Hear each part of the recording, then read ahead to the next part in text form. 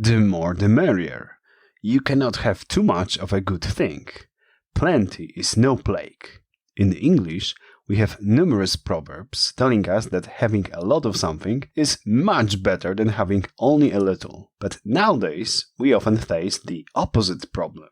We have too much stuff in our apartments, too many tasks on our agendas, and too much thought in our minds. Plenty of options to choose from can indeed be a plague causing analysis paralysis. That is why I want to encourage you today to embrace a minimalist lifestyle, to do less but better, to collect things and use tools that have high value, not the ones that maybe someday will come in handy. Like in balloons, we need to cut sandbags tied to the basket in order to take off.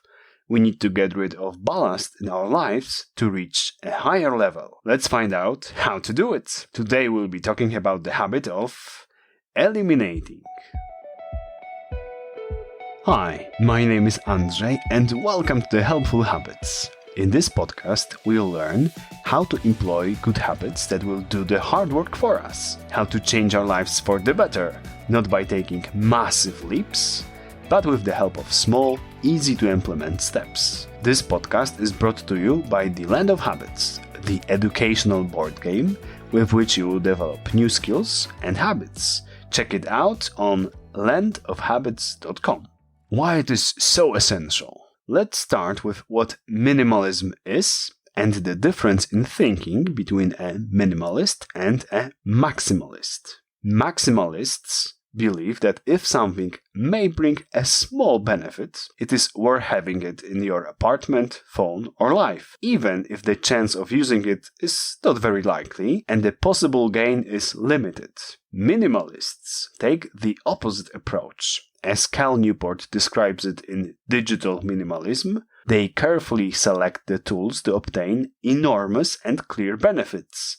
They are cautious about low-value activities that might take their time and attention and ultimately do more harm than good. They don't mind missing out on something small. They are much more concerned about the neglect of significant matters, which they know for sure have a good effect on their lives. End of quote. For the majority of my life, I was a classic maximalist. I have 50 different t-shirts in my closet because, as I claimed, it is better to have than not to have. Now I know what kind of error in judgment I made. I have compared the little benefits of having an extra t-shirt to the lack of benefits of not having it.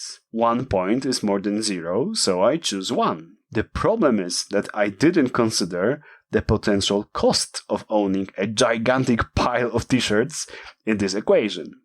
Firstly, they took up the entire shelf in the closet. Secondly, finding the one that still looked nice took me a lot of effort each time I opened the closet. If I take this into account, I need to subtract 5 points for wasting space and another 5 for wasting my time. 1 minus 5 minus 5 equals -9.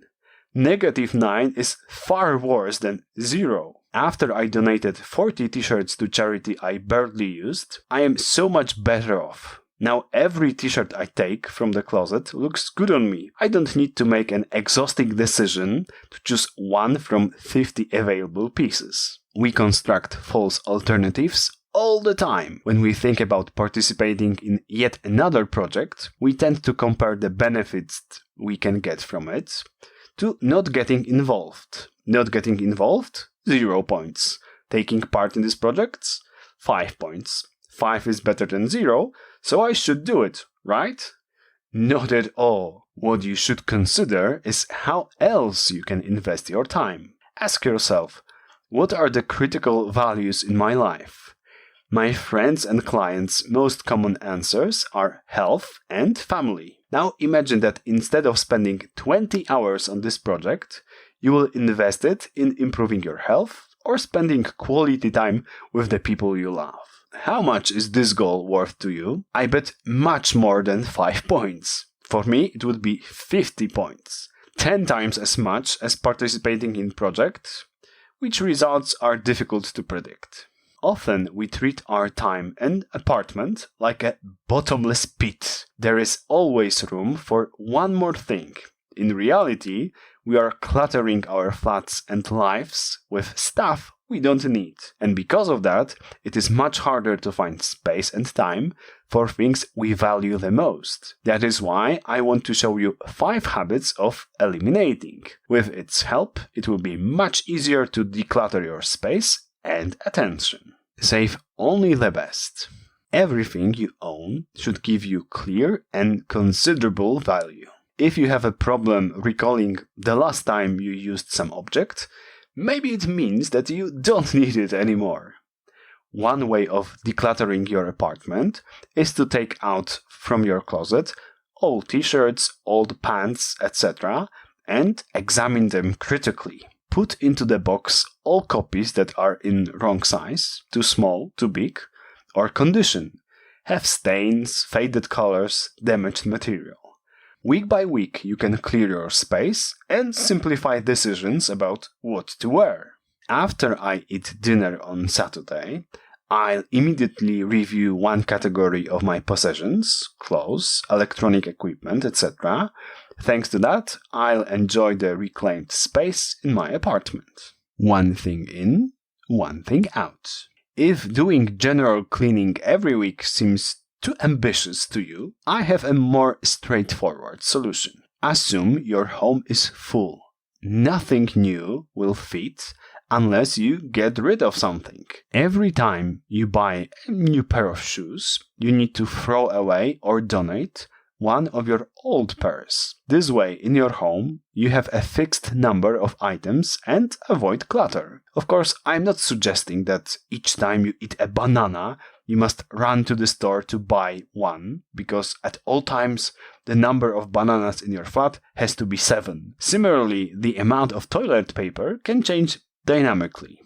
One thing in, one thing out is limited only to objects you have used for a long time, like electronics, clothes, or kitchen equipment. After I buy new stuff, for example, headphones, I'll immediately throw away or donate one of my old ones. Thanks to that, I'll be glad that my house is in order. Please note that the 2 first habits of eliminating I recommended have a remarkable synergy effect.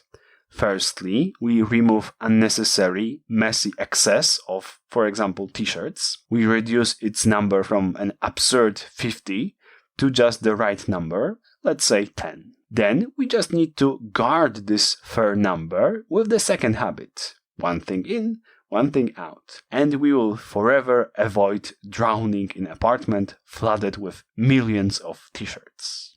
Review of commitments. Okay, till now, we talked about simple stuff. Eliminating old, damaged object is pretty straightforward. Now, let's dive deeper and look more closely at how we spend our time. Ads and social media are trying to convince us to do more. Is your friend running a marathon? So you should too. Your brother posted a photo with freshly baked cookies. You cannot be worse and have to prepare even better sweet treats. We are constantly bombarded with images of what we should do with our lives. But our time is as limited as space we have in our apartments. Adding more and more stuff, more and more activities, won't make your life happier or your business more prosperous. The opposite is true. The more things we are trying to do in one day, 1 week, or 1 month, the worse the quality of our performance.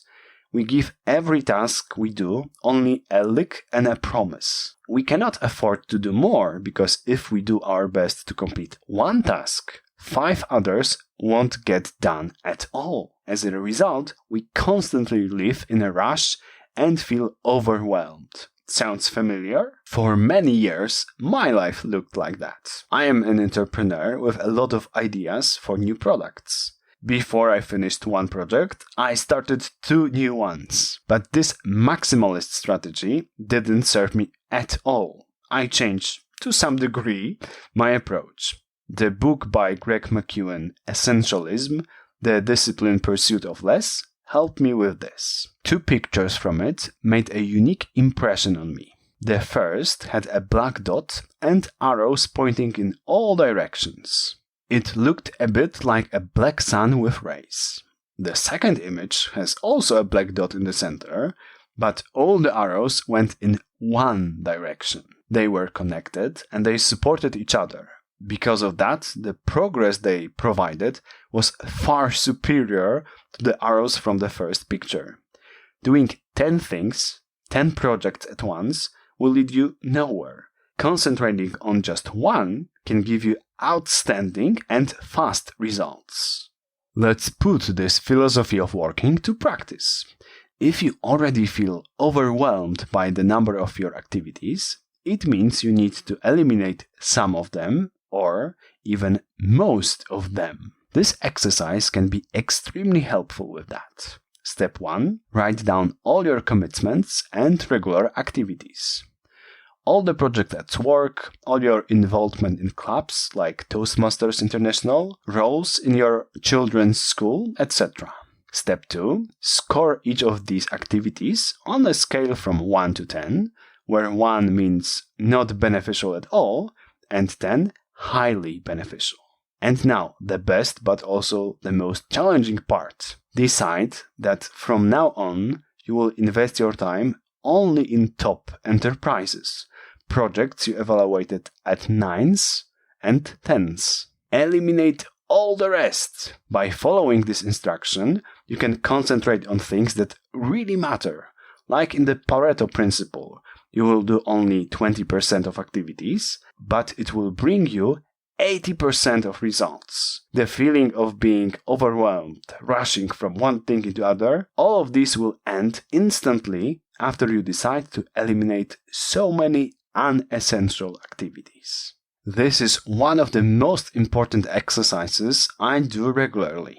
It opened my eyes when I did it for the first time. It turned out that I was involved in 30 projects at the same time. Yes, 30. Only 7 of them were essential. I eliminated 23. You can imagine what a source of great relief it was for me. I felt as I had removed a large, heavy stone from my neck. Unless you're enthusiastic about carrying unnecessary stones, I highly recommend taking this exercise. Not just once, but every month. After I eat breakfast on the last Sunday of the month, I'll immediately do the review of my commitments and eliminate all non-essential ones. Thanks to that, I'll feel a huge relief that I will be able to manage all my critical projects without working 7 days a week for 12 hours per day. Replacing activities. Let's assume that after doing the exercise I described a moment ago, your calendar is filled quite nicely. You still have many interesting challenges, but not too many. A friend of yours is asking you right now if you want to be a part of the new business he is launching next year. What should you say? No, sorry, I have enough on my plate already. Not necessarily, but saying yes without considering what occupies your time right now would be unwise too. What should you do then? Look carefully at your projects. Which one give you the least value and cost you the most time? Which of them can you freeze without serious negative consequences? If the answer is none, then it means that you cannot in good faith start the next one with your friend. Your time is already taken by other things. But if you found some projects that aren't that lucrative as you assumed, maybe it is a good moment to say goodbye to them and start cooperating with your friend. First, you clear 30% of your time by canceling some projects, and then you can relocate free time into a new one. Otherwise, you will go back to the hamster wheel, being busy all the time without achieving much. You may see similarities between this method and the previous technique, one thing in, one thing out. I was even thinking about naming it one activity in, one activity out. However, there is a critical difference between them. When you replace one pair of shoes with another, your net balance of shoes for sure is 0. But when you cancel one project and start a different one, your monthly time balance can be minus 100 hours if you replace watering plants with establishing a new company. Be careful about it. If you need 15 hours each week for a new project, you must resign from doing something that took you at least that much time. After I am considering making a new commitment, I'll immediately think about my previous ones and which of them I can put on hold. Thanks to that, I'll feel more safe that I can make a good decision. Your happy place. The last habit of eliminating I want to mention is connected with media consumption. When we feel bored or tired, we often look for easy entertainment. Many of us visit traditional media and read news, or social media and scroll posts. This is our default option for the most of breaks. But answer the question honestly. How do you feel after consuming this media? Upbeat, cheerful, relaxed, or disappointed about yourself and scared about the situation in the world? Seeing posts of fellow entrepreneurs showing how their products earn them millions was quite depressing for me. Of course, on some level, I cheered for them and was happy that my friends could achieve such spectacular results. But on the other hand, I felt ashamed that mine wasn't even close to theirs. Reading news sometimes brought me hope that the Russian army would be defeated soon in Ukraine, but other times, gaining information about the possible use of nuclear weapons was terrifying. It made me wonder, is there a better place than the media I could go to during my breaks? A place where each visit will be pleasant and valuable? And the answer is yes. The two of my recent discoveries are the Happiness Lab podcast with Dr. Lori Santos and YouTube channel Kurzgesagt. Each time I listen to it, I gain mind-opening information delivered delightfully. Because of that, now I am working on changing my old habits. After I need a break, I'll immediately visit a news portal. Thanks to that, I can mentally relax to a new and better habit. After I need a break, I'll immediately listen to the Happiness Lab podcast. Thanks to that, I can mentally relax in a much better way. Final words. As we run from one meeting to the next, we rarely have time to ask ourselves, what is all this for? Everyone around is trying to get as many trendy items and achievements as possible, so we are assuming joining this rat race is our only option. But becoming a happier person may have more to do with doing one thing less, not more. Clearing your apartment, schedule, and mind from clutter can give you unexpected relief and lightness. Develop the habit of eliminating and enjoy minimalist lifestyle. May the power of good habits be with you, and till next time.